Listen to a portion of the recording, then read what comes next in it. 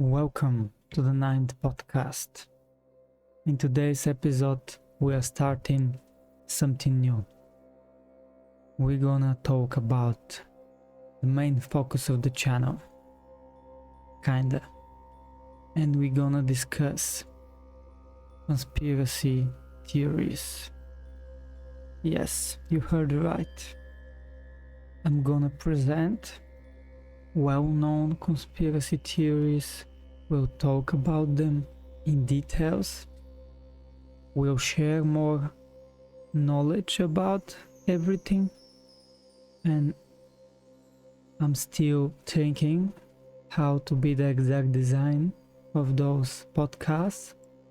It could be one of the podcasts, the first with a layout to lay out the whole information that is provided, or at least the one that I found. And in the second podcast, when all the listeners provide knowledge as well in the comments, to talk again about it and to discuss further. With this strategy, we're gonna be more brain active and we're gonna think further, and we'll see things that we were not able to. So I'm asking for participation in every single one of the podcasts, and I'm asking of giving me advices and laying out your point of view. I'm gonna read all of them until they become too much, too many I mean, but for now I'm gonna be the judge, which will lay out your information and your advice, and will say if I will take it for a reasonable information or no. So in the first podcast, and I want to say that I'm not gonna talk just like that from my own opinion. I can add an opinion, but first and foremost, I'm gonna read the information out there here in real time in the podcast. So, of course, we're gonna use AI. ChatGPT will present the information, we're gonna discuss it, and in the second podcast or so we can add more value, but for now we're gonna just lay out all the information that was provided via ChatGPT in the first sign. And today we're gonna talk about the most famous conspiracy theory that every single person kinda knows about it. It is about the moon landing. Yes, moon landing.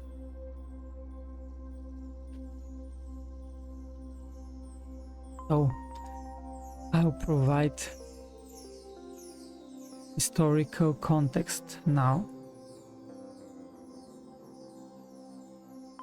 And let's ready to rumble. Historical context: Cold War rivalry, something like that. The Cold War was a period of geopolitical tension between the United States and the Soviet Union from the late 1940s to the early 1990s. So it's like 40 years or so. Cold War.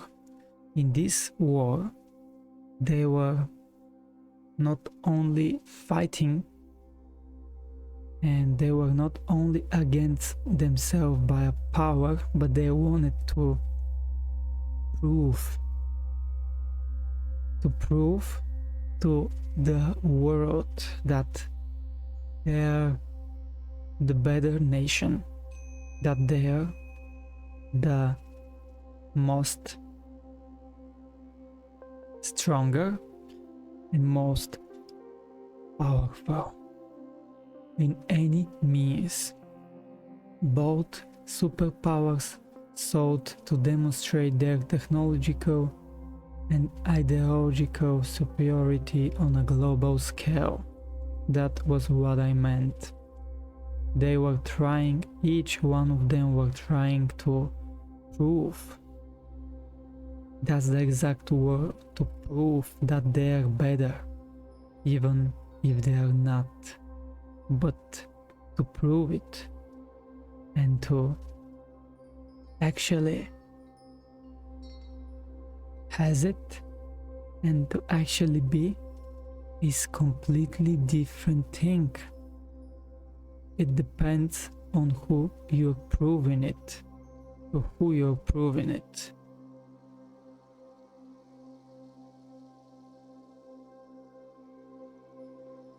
So there was a space race in which they think that if they tell to the world that I was first on the moon, that's something that nobody else ever does. So even if you just throw a fake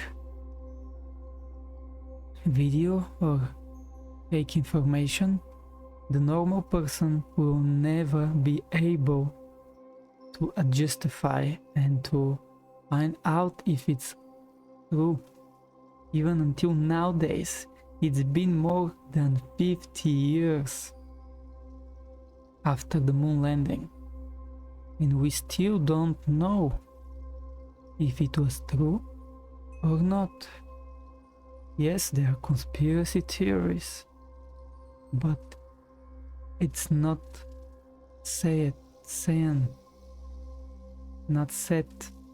right. Nobody with authority walked out there and said that happened or that did not happen, because the truth is something else. I mean by objective, the truth. Nobody has to fight for the truth, so you can decide by yourself, not only for the case here, but who will be that crazy to fight with the truth, and why? So the space race emerged as a key battleground within the Cold War, symbolizing technological and scientific prowess. The Soviet Union launched of Sputnik in 1957 intensified the competition, leading to increased investment in space exploration. So the Soviet Union was the first that tells that they sent a spacecraft, Sputnik, that's the name of the spacecraft, back in 1957. So they first said that we'll have more knowledge, right? They will discover more undiscovered places. And then probably that was the period in which their, let's say, concurrents decided to do the same thing, or at least to do something better and to start with something. Apollo missions overview. Apollo 11. Probably it's well known, it's 1969. That's the year in which Apollo successfully manned mission to land on the moon. Astronaut Neil Armstrong and Buzz Aldrin became the first and second humans to set foot on the lunar surface. That's the information that ChatGPT gave to us just in a minute, before a minute ago. There were some technological challenges. Apollo missions faced numerous technical challenges, including spacecraft design, navigation, and life support systems. The development of the lunar model and the Apollo Command Service model marked significant achievements. So, they designed something that never before was designed. So, you can decide if something that was never made can be faked or no. Just don't fight with the truth, because when you're fighting with the truth, you're fighting with yourself. That's what I'm gonna say. Nothing else. Claims of moon landing folk. Flag waving. So now we're gonna talk in details about the conspiracy theories about the moon landing. We lay out the information what actually happened. United States first landed in 69 and at the moon. Neil Armstrong and Buzz Aldrin was the first two people on the moon, right? So, what claims conspiracy theory people have? Flag waving. Conspiracy theorists claims that the American flag should have waved in the vacuum of space. In reality, the flag appears to move due to the astronauts manipulation in it. So,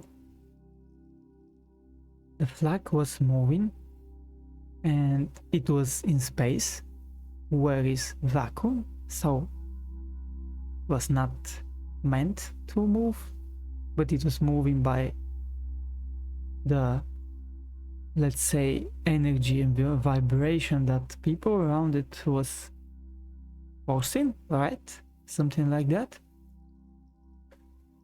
Share your opinion and your opinion on my opinion as well in the comments. So that was the first claim. Shadows and lightning.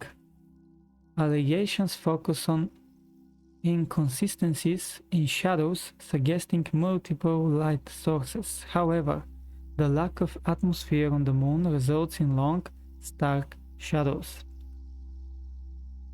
So, the lightnings should have been different. Interesting. Remember that this is back in 1969. There was no video camera recording right now, video editors and so on. There was probably some, but not like now. So also there was no light sources that many, and it will be pretty hard. Of course, this is one of the biggest thing in the world with so much money, so they can think about some things, right? They can always have something in mind. So I'm not saying anything, just providing the information. There is one more claim: stars visibility. Some argue that stars should be visible in the moon landing photos. However, the bright lunar surface and the camera settings used to make stars difficult to capture. Even nowadays, if you just put your phone out in the night and capture the stars, will you be able to capture the stars? Of course, they have cameras and technology that probably a normal person will never have, but nowadays you even cannot do that with a normal camera. So think about it. Debunking the conspiracy. Lunar conditions. The moon's lack of atmosphere affects how light behaves, resulting in the absence of air resistance and diffraction. Shadows on the moon are parallel due to the single, unfiltered light source, the sun.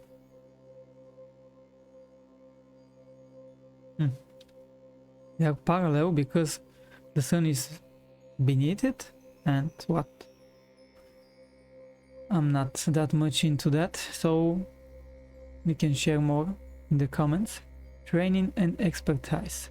Astronauts underwent extensive training for lunar missions, including simulations and practice in various scenarios. Scientific experiments such as seismic measurements and sample collection were conducted to gather data.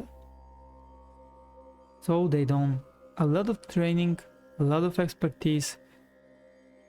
Keep in mind that this is 12 years after Soviet Union set Sputnik in the space, right?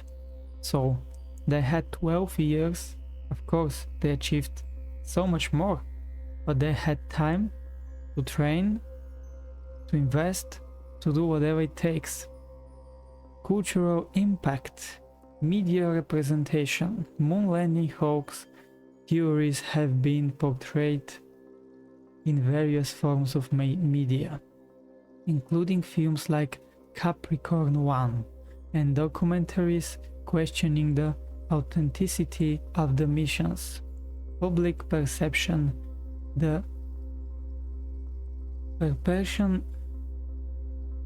perpetuation of conspiracy theories and influence public perception, leading to skepticism about scientific achievements and institutions. So, public, of course, have so many different angles of perception, of viewing the things, and different meanings and opinions. So they are probably not the best people to judge in the first hand.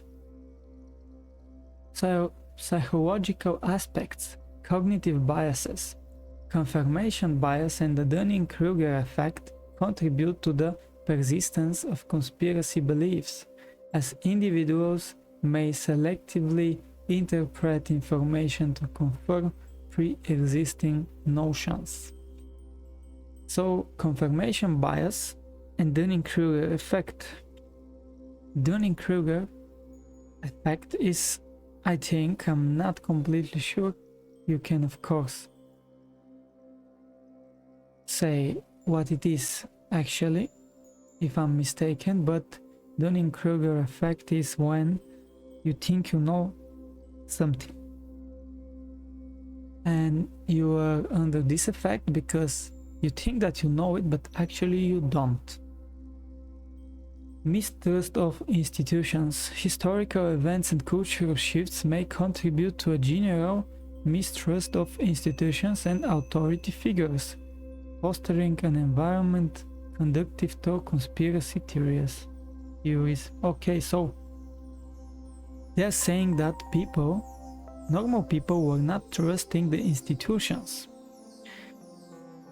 Let's think about it. So, but big part of Europe, the whole Soviet Union and so on, were in a different state of mind. Keep that in mind. They were believing, they were trusted to authorities. They are trusting authorities here and there. They were trusting the whole